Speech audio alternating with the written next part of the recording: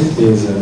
É um custo que precisa entrar no projeto, porque valoriza demais o projeto. Eu diria até mais, eu não acredito que um projeto tão somente em Word consiga vender. Né? O projeto ele precisa ter uma composição gráfica e para isso precisa de uma visão profissional que precisa estar dentro daquela realidade do orçamento, como ele fez em relação ao projeto. E você precisa colocar esse valor porque é um investimento necessário. Porque o que mais vende hoje, mais até do que o conteúdo em si, é a imagem. Por exemplo, a gente acabou de receber um folder, a Rainha do Brasil, que está muito bem elaborado, cheio de imagens fantásticas, e isso chama a nossa atenção para que a gente possa ler e compreender o conteúdo. Se viesse só um texto, eu tenho certeza que a maioria de nós não iria ter nenhuma atenção a esse trabalho, a esse produto. Então é sim necessário.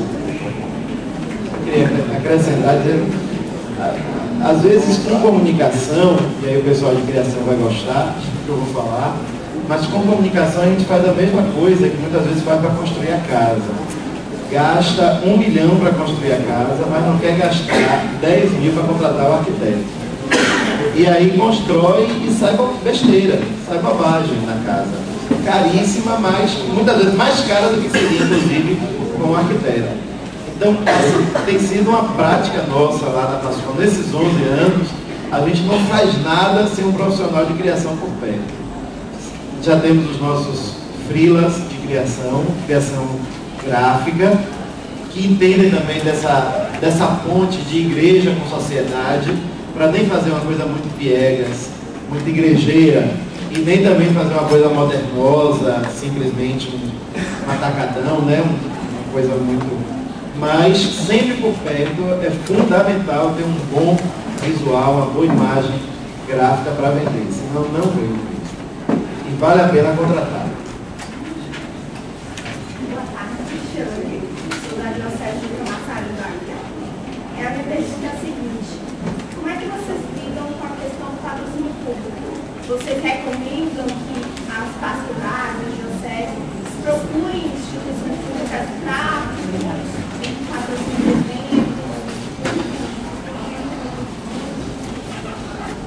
Então, foi o que eu até coloquei, a realidade aqui do captação de recursos, é que precisa, cada caso é um caso, né? Eu preciso fazer a adequação, eu preciso saber se o meu projeto, ele tem a ver com aquilo. Porque, por exemplo, em relação a recursos públicos, se fala muito em editais. Então, se existe um edital, já no edital está descrevendo ali todas as necessidades para que o seu projeto se enquadre nesse edital. Então, eu preciso saber se dentro desse edital alguma coisa do meu projeto se encaixa ou se eu vou criar algum projeto para se encaixar naquele edital, que é possível também. Então, é preciso conhecer o edital, né, fazer dessa forma. Eu acho que a via mais correta, porque como existem dimensões menores, possa ser que exista o caso de, não, eu vou bater na porta do prefeito. Aí, como eu disse, cada caso é um caso, mas o normal é você ir também nas vias corretas. Se é um edital, você coloca o seu projeto no edital, caso ele se enquadre no conteúdo do edital. Só uma experiência que nós vivemos em Natal com o Voto de Fé, na gravação do DVD. Nós tivemos que utilizar um espaço público e que estava abandonado e da forma como ele estava não seria possível. Então precisava fazer limpeza, precisava também de iluminação e precisava de organização do trânsito. Então a parceria com o poder público na época, já que era um evento que tinha a ver com a fé e hoje em nome da laicidade do Estado, isso não é possível, ele não pode injetar recursos nessa área, mas a parceria que foi feita foi com aquilo que já é obrigação própria do governo, do Estado, do município, que é fazer a limpeza das vias públicas, colocar a organização do trânsito, utilizar o pessoal de trânsito, polícia militar e iluminação. Nada mais do que isso. Não entrou nenhum recurso para a igreja, nem para os organizadores do Voto de Fé, nem nada. Mas eles providenciaram essa parte de limpeza, utilizando os garis da prefeitura, iluminação pública e assim por diante. Só falando um pouquinho da captação de recursos ainda através, né, do público, do setor público, né?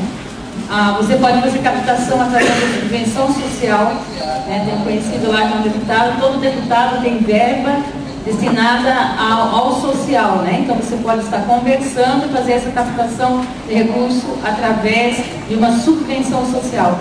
Também para quem tem CNPJ, pode também, né, que tem utilidade pública, também pode ter essa parceria no governo, isso tanto a nível municipal quanto estadual, né? Eu tenho bastante conhecimento disso porque trabalho no setor onde também se desenvolve esse tipo de projetos, ok? Eu sou Padre Cássio de Jacques de Niterói.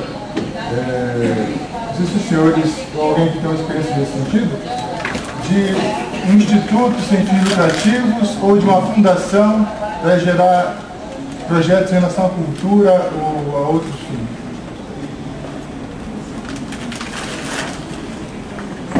Se a instituição, quando foi fundada, está lá nos seus objetivos, por exemplo, promoção de cultura, de eventos culturais, tem que ver no próprio estatuto, né, da instituição, se faz parte da identidade dela. Em fazendo, esses editais estão abertos para isso. Eu não sei qual a experiência nos outros estados, mas na Bahia, nos últimos anos, nesse governo que está se repetindo agora, então eles lançam editais públicos para tudo. Então, na área de cultura, amplamente divulgado por todos os veículos de comunicação, são lançados editais públicos nas várias áreas da cultura, teatro, circo, música, tudo que há, não é? E afro, enfim, todas as áreas. Aí a gente vê se a instituição se encaixa em promoção da cultura, onde o projeto da gente pode ser encaixado, né? Então, por exemplo, uma feira de comunicação solidária como a nossa, que é um evento nosso. Então, na área de leitura, de incentivo à leitura, entra também na área de economia solidária, que a gente trabalha também, expõe também iniciativa de economia solidária. Por isso que eu dizia no primeiro momento, a primeira coisa, é importante conhecer-se, saber a identidade da sua instituição, o que ela pode, o que ela não pode, isso é fundamental.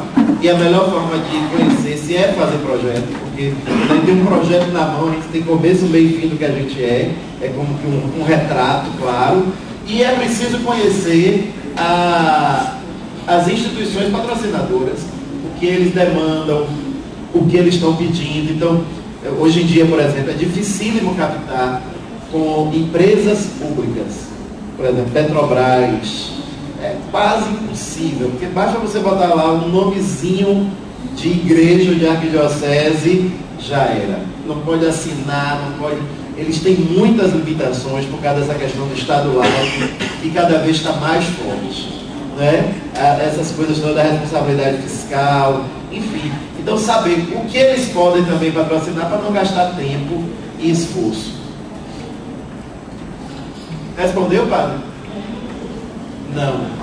Não, porque existe, até pela própria lei, se você tem uma fundação e depois tem ou um instituto, você pode ganhar recursos e essas empresas, depois no imposto de renda, é descontado. Nesse sentido, sim. Agora, precisa ver se o seu instituto, se a sua fundação... Não, porque nós estamos pensando em fazer um instituto, uma fundação para a PASCOM. Pronto. Entende? Aí o ideal é botar lá do regimento, do estatuto, o que é que ela vai fazer? Cultura. Hoje em dia, por exemplo, uma coisa que tem que estar em todo o regimento, ecologia, responsabilidade socioambiental. Então, formação para responsabilidade socioambiental, abrir bem o leque dos objetivos da instituição. O nome não pode ser de igreja, o nome não pode ser assim, religioso. No nosso caso, nós temos um problema. O problema é a vantagem, né? Nossa, tem filantropia. Então, por ter filantropia, tem alguma questão em relação à lei que dificulta. Você não pode ter nota, essas coisas e tal. Tem que criar uma coisa paralela, porque se vem uma pessoa e peça um patrocínio, no caso falaram tanto assim, ele quer um papel. Aí precisa disso. Agora, isso desse tipo de captação. Agora, um veículo, independente de instituição, pode ter patrocínio. Né? Você pode fazer patrocínio publicitário, pode vincular publicidade. Mas na fundação, no instituto, na ONG, né, OSID, seja lá o que for. O importante é que nós, OSIP, o importante é que OSID é Obras Sociais em Manduz, porque é a força de uma marca, né? Então, no que você fundar, deve ter no estatuto que vai promover ações culturais, para poder estar de acordo com a identidade da sua organização. Não é isso, Terezinha?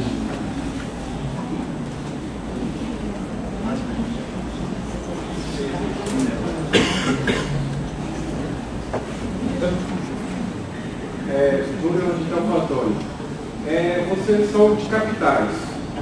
Então, como eu que sou do interior, claro que tem essa coisa toda também de fazer esse projeto, mas como vocês percebem essa realidade de diferença entre montar um projeto que é de capital e nós que somos do interior, o que nós devemos ter de mais ainda tomar cuidado na hora de elaborar um projeto? Não sei. No caso, seria um projeto, por exemplo, para uma paróquia, para uma diocese? Não. Para diocese mesmo. Não, os requisitos é indiferente ser da capital ou do interior. O interessante é que haja um planejamento na diocese, no campo em que você vai fazer o projeto para mudar aquela situação, certo? E fazer dentro do que aquilo que aquela instituição financia. Você não pode querer que a instituição financie, por exemplo, assessoria acadêmica se a finalidade dela é trabalhar com projetos de ação social. Tem que ter esse tipo de cuidado, mas indifere sendo capital ou interior. É indiferente isso, principalmente para essas instituições como a Advento, que a gente citou aqui, Advento, Quixinote, Misério, a CEI, a Conferência Americana, é indiferente. Exato, se no interior, mediante das necessidades, das dificuldades, às vezes até melhor. Porque quando eu fiz essa pergunta, eu não fui nem pensando nessas instituições, mas empresas, né? Porque no interior o número de empresas são limitados, né? Sim. Na cidade. Sim.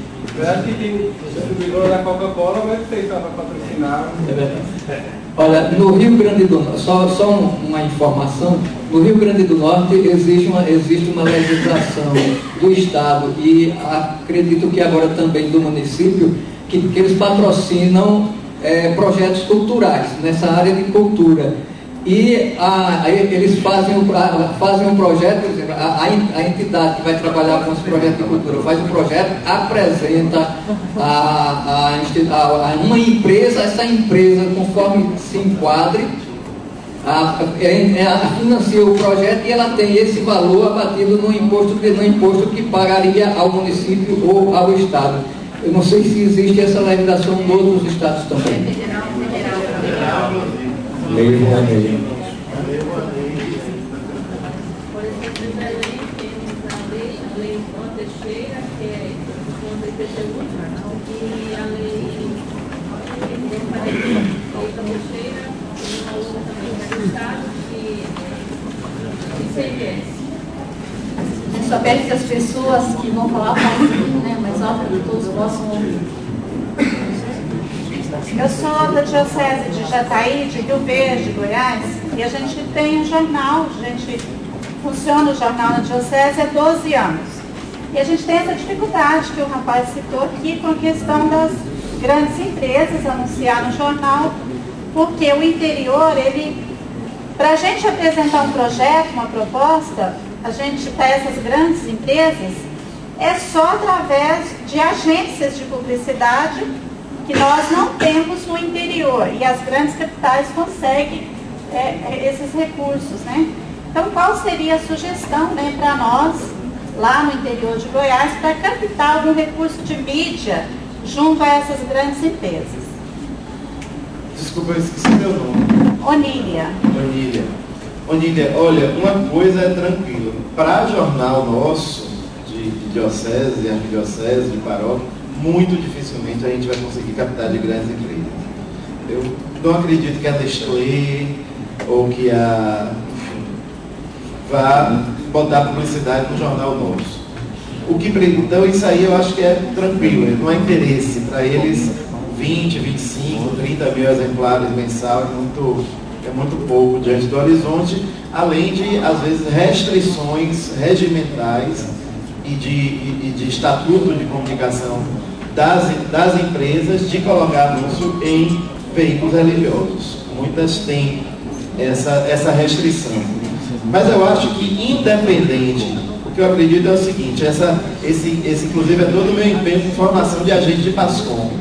Eu acho que, independente do tamanho do veículo, do tamanho da cidade, do tamanho do anunciante, a gente tem que adaptar ao tamanho, mas o conteúdo, a forma, o nível de profissionalismo deve ser exatamente igual. Sabe, se na sua paróquia, na sua diocese não tem uma Coca-Cola, até porque não ia adiantar ter também, porque ela não ia anunciar no jornal, né? Mas tem a padaria da esquina, né? Tem a padaria lá boa, tem, sei lá, uma clínica médica, enfim, as cidades do interior estão crescendo tanto, eu sou do interior também. Entrega, não vai lá e dizer, não diga, seu João, vim aqui pedir uma ajuda para o jornal. Eu acho que aí é que começa o erro da gente. Não, eu vim aqui pedir uma ajudinha para o jornalzinho da paróquia. Não é? Não. Faz um projetinho escrito, pede ao rapaz que layouta para o jornal, para fazer um layout bonito do texto, sabe? Imprime, entrega com dignidade. Dignidade no sentido assim, com, sabe, olho no olho, sem chegar se arrastando com pires na mão, que às vezes é o que a gente faz. Agora, grandes empresas... A gente tem um exemplo que eu poderia citar aqui, 3 anunciantes que são empresários lá do município. Tem esses 3, há 10 anos eles anunciam no jornal. Nunca saiu a propaganda. Então, a mídia deles estão ali, nunca saiu, e eles sempre elogiam, tem retorno, né, que eles está sendo visto, e estão ali há 10 anos, não, 12 anos. 3 empresários. Todo final de ano faz um brindezinho, manda para eles. Exatamente, uma mensagem de Natal na página, porque né? São bons.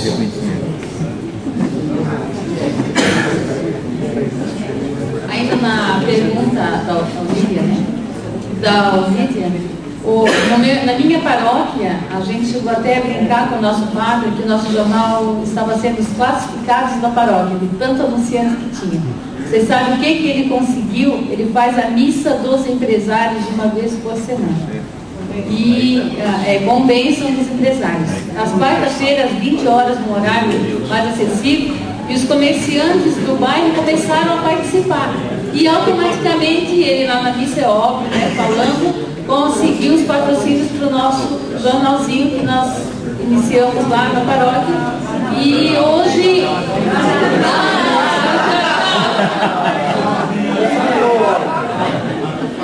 Também é um ato, né? Realmente a gente diz jornalzinho. Para o nosso jornal, que nós tivemos que né, solicitar alguns que fossem colocar patrocínio em outro, né, no programa de rádio, porque o nosso jornal já estava virando os classificados da paróquia.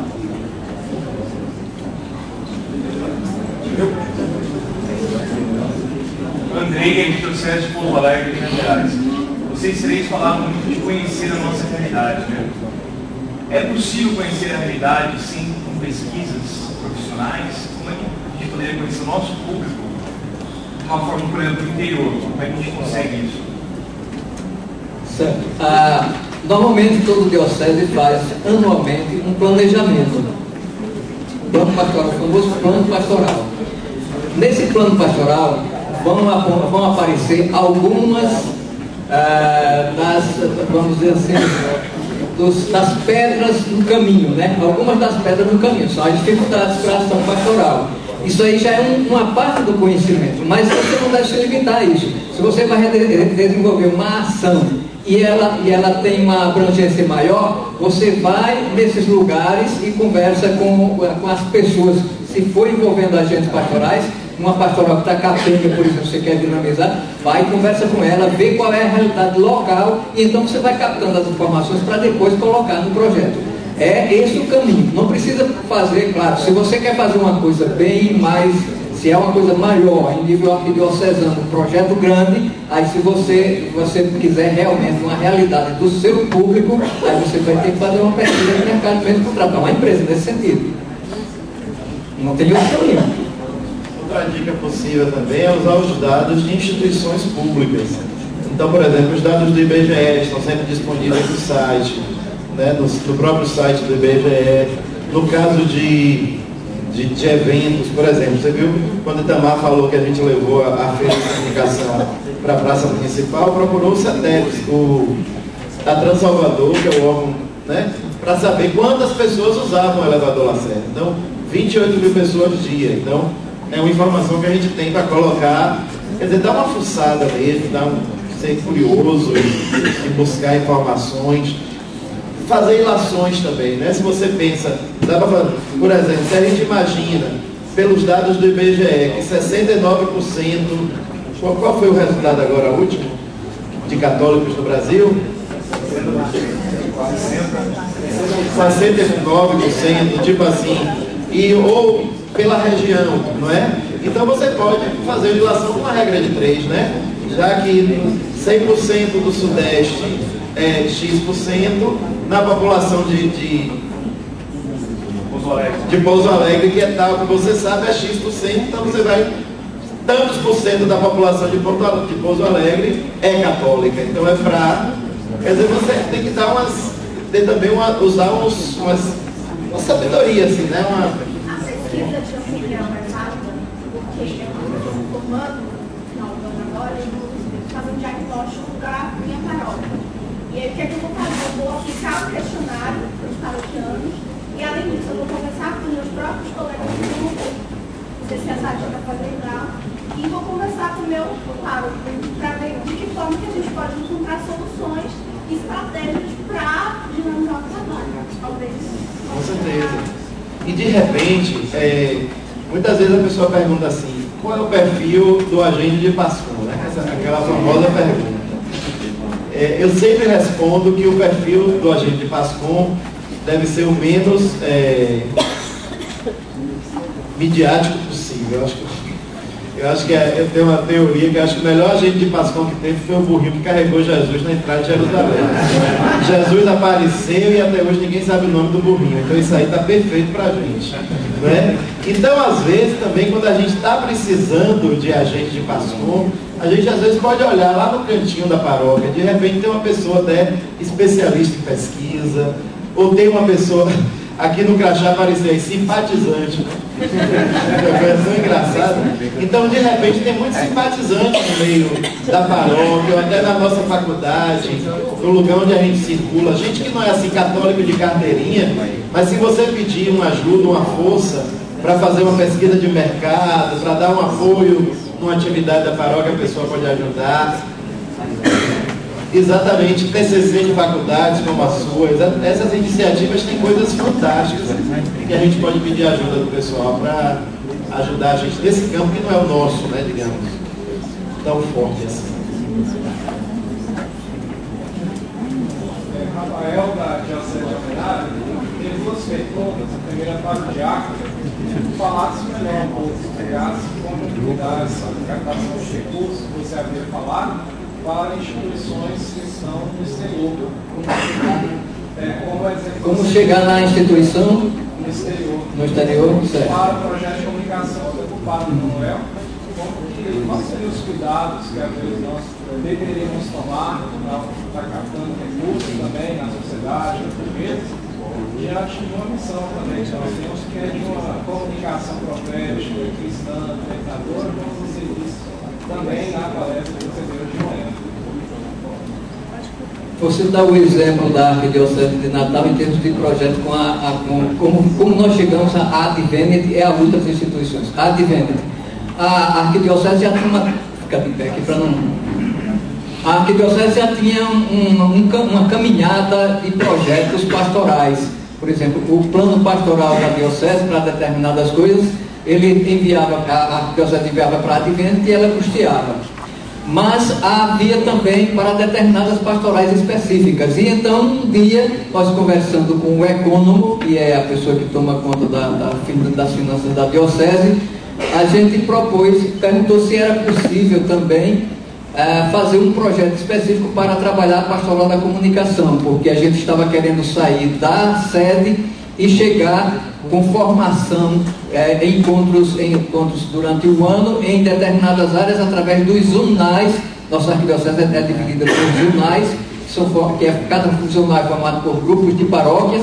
Nós queríamos chegar a essas paróquias porque havia uma solicitação muito grande e a gente não dava conta de ir a uma paróquia, depois a outra, depois a outra. Então, fizemos um planejamento a partir desse pedido, fizemos um planejamento por zonal, pegamos esse planejamento e fizemos um orçamento em cima dos encontros que nós iríamos fazer por zonal.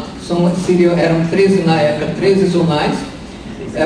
Para cada zonal tem uma diferença de recursos, porque o lugar de um encontro é mais perto, o outro é mais distante, então implica em custos. Um zonal tem mais agentes pastorais do que outros, implica também diferença. Então fizemos um plano para a Adventity e encaminhamos junto com o bolo de projetos da Arquidiocese. O bolo que eu digo assim, era projeto para carro, era projeto para coordenação de pastoral, era projeto para pastoral da comunicação, para saúde pastoral. O projeto foi junto para a Adventity e conseguimos a aprovação desse projeto. A diocese já tinha uma relação com a Adventity. Depois, quando quisemos um financiamento específico para um mutirão de comunicação que nós realizamos em nível estadual lá em Natal, nós fizemos para a Conferência Americana. Aí é questão de pegar endereços e tentar cair em campo e ir atrás. Desculpem. E para a escola de comunicação, que nós nos inspiramos já lá na escola de Joinville, nós conseguimos com a SEI, que é a Conferência Episcopal Italiana.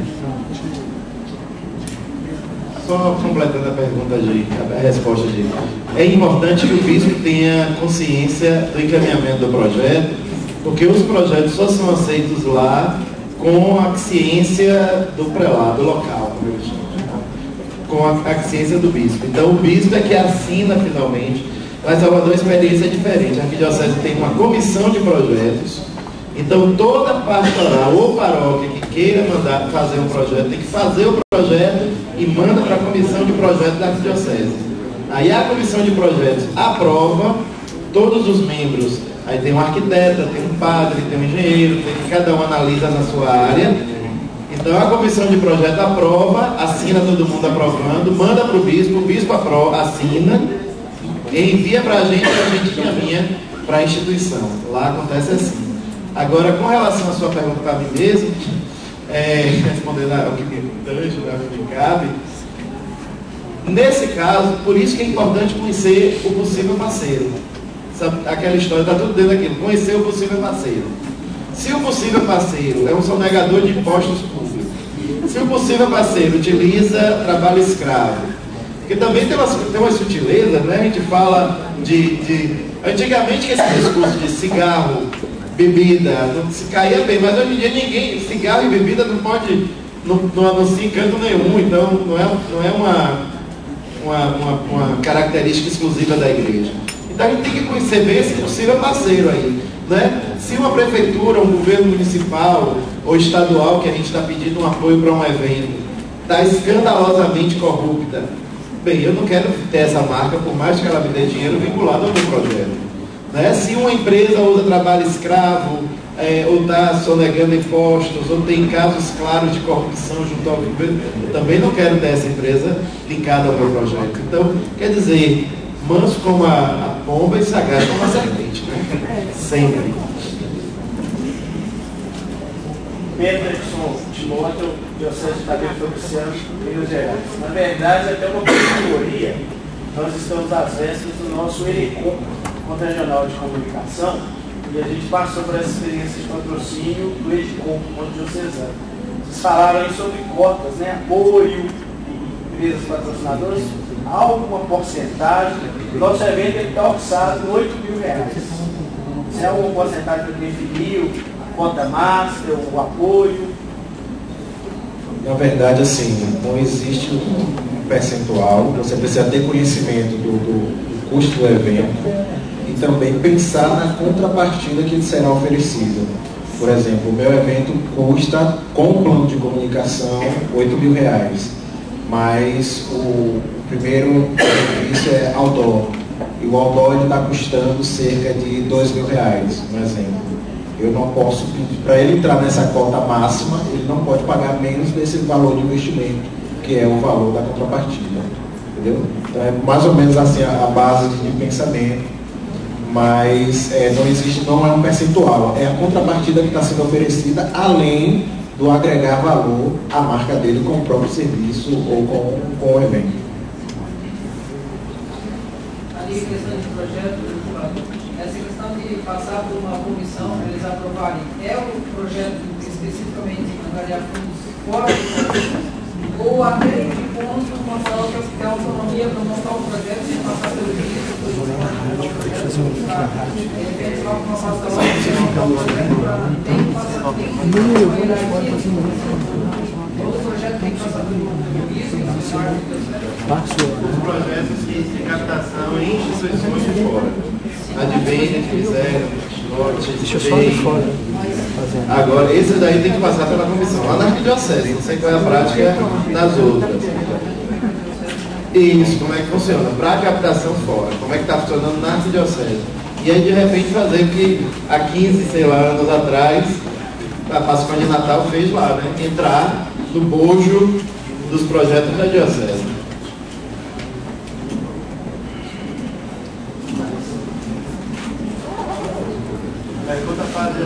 Diácono, eu gostaria que você explicasse um pouco essa escola de comunicação que funciona.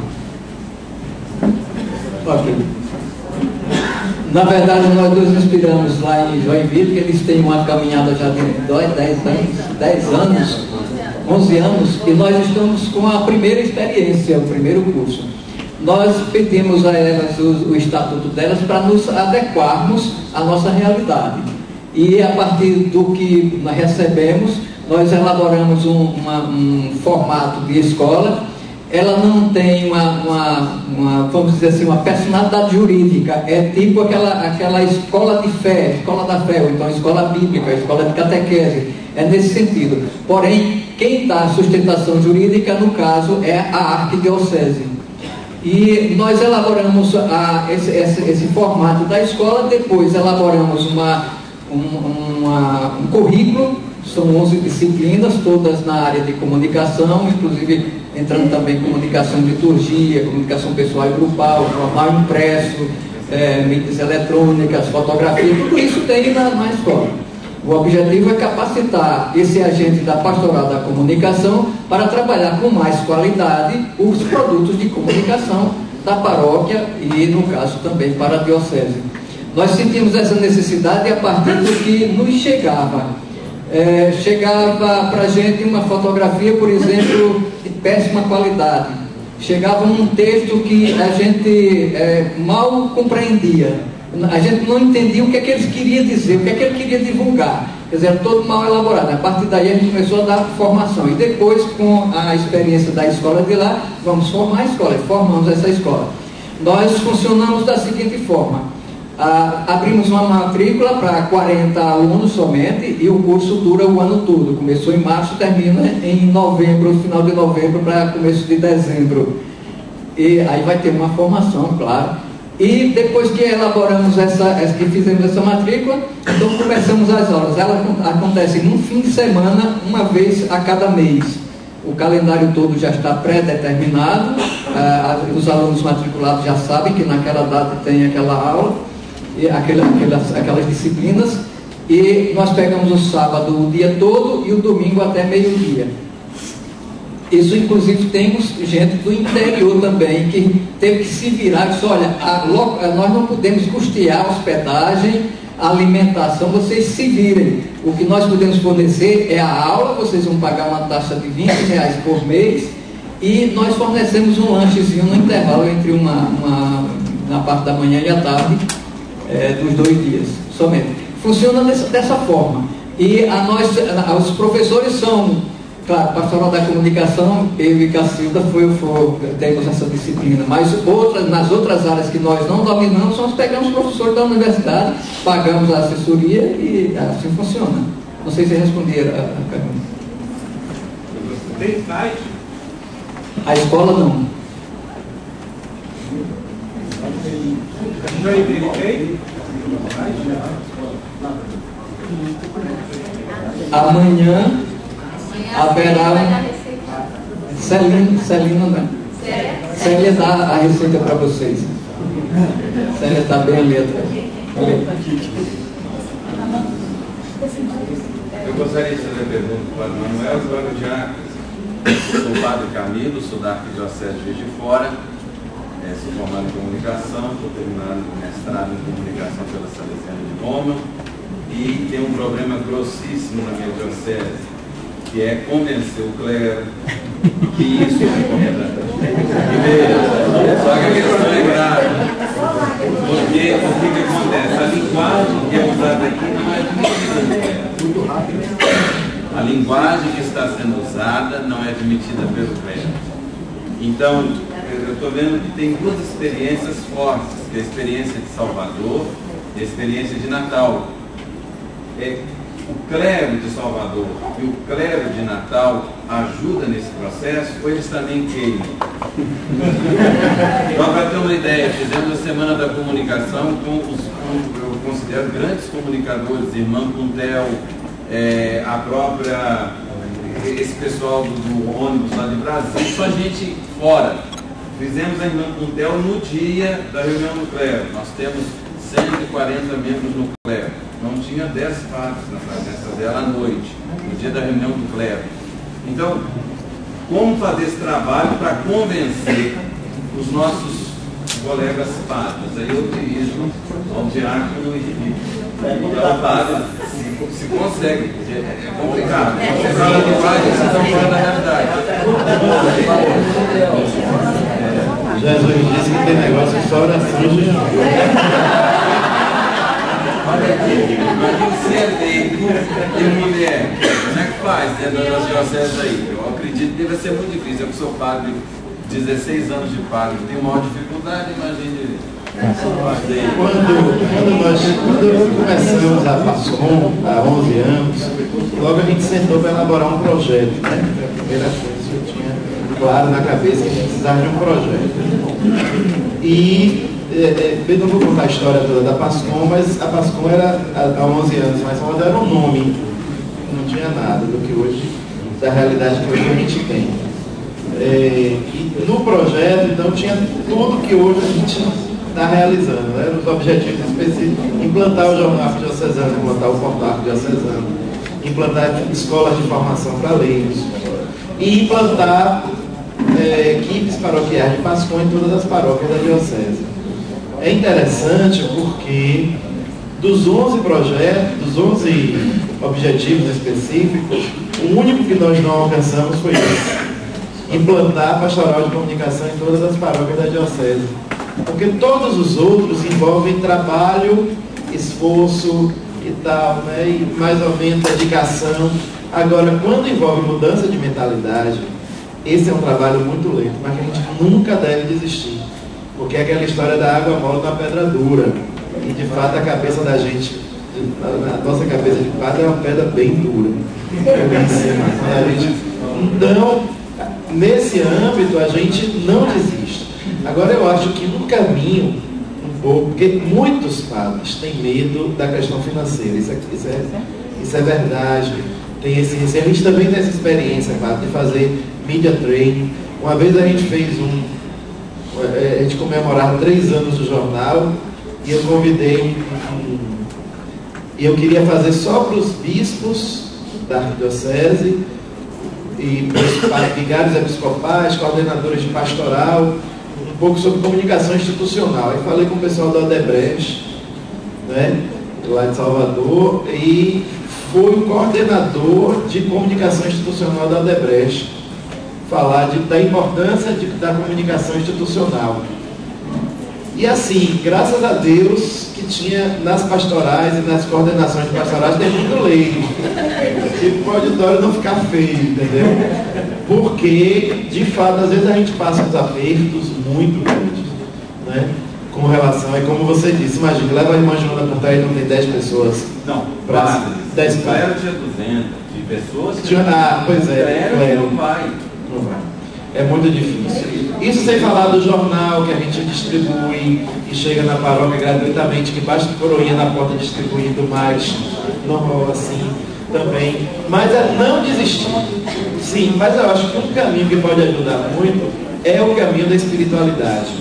De apresentar a PASCOM não como um setor de comunicação da diocese, mas apresentar como um lugar de ação pastoral da igreja. Às vezes a lógica mecanicista, instrumentalizadora que a gente usa, ela também pesa muito nesse convencimento dos padres.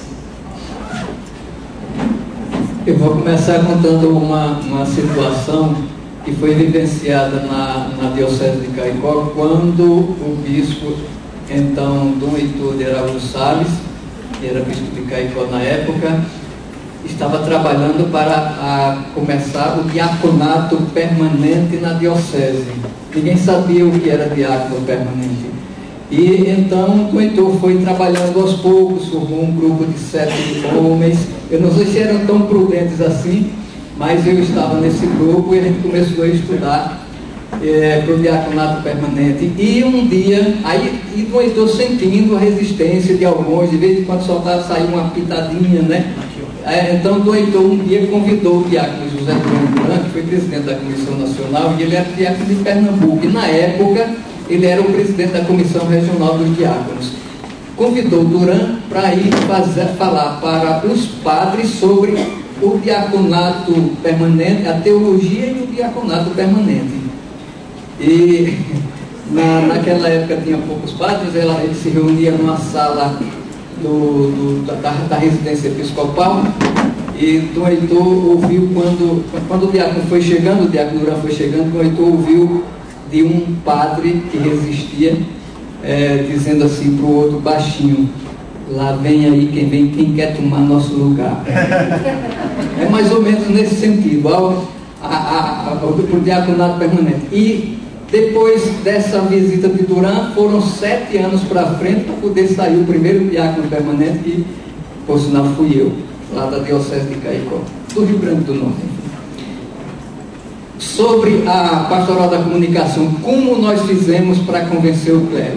Existem 2 ações que foram, eu acredito que foram muito importantes. Primeira, um desejo do bispo, que coincidentemente era Dom Heitor, ele já era arcebispo de Natal nessa época. Ele enviou 2 pessoas para fazer aquele curso do CELAM, um curso de comunicação para pastoral em universidades.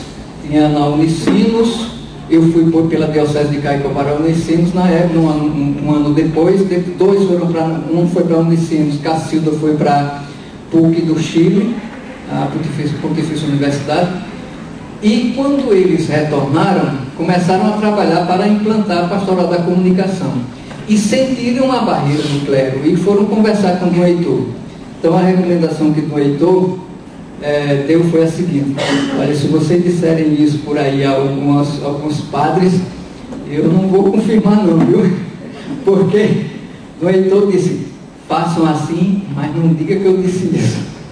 Ele disse: olha, quando o padre não quiser, vocês, se tiver alguém na paróquia interessado, vocês vão através dessa pessoa. Então vocês vão fazer esse caminho aqui, em vez de ir aqui direto no padre, vocês vão fazer esse caminho, vão arrodeando, pegando lá o agente pastoral.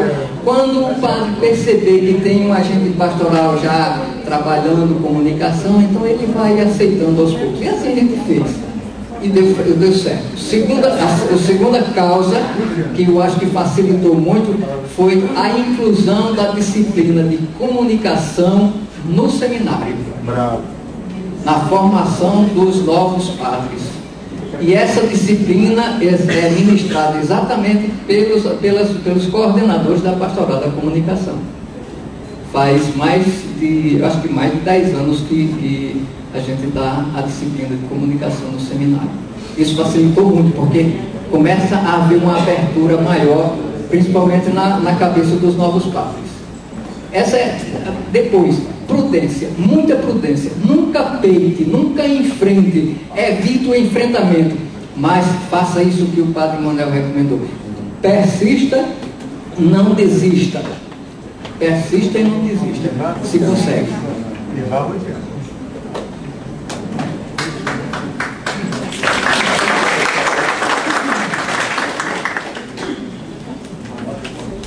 Mais ninguém?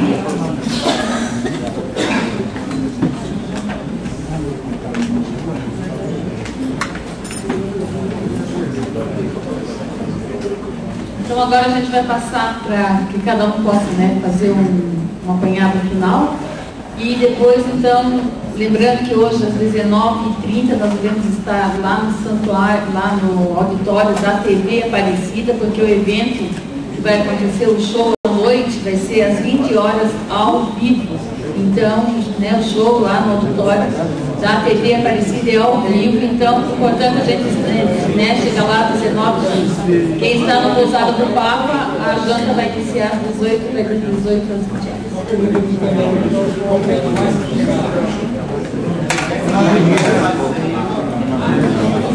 horas.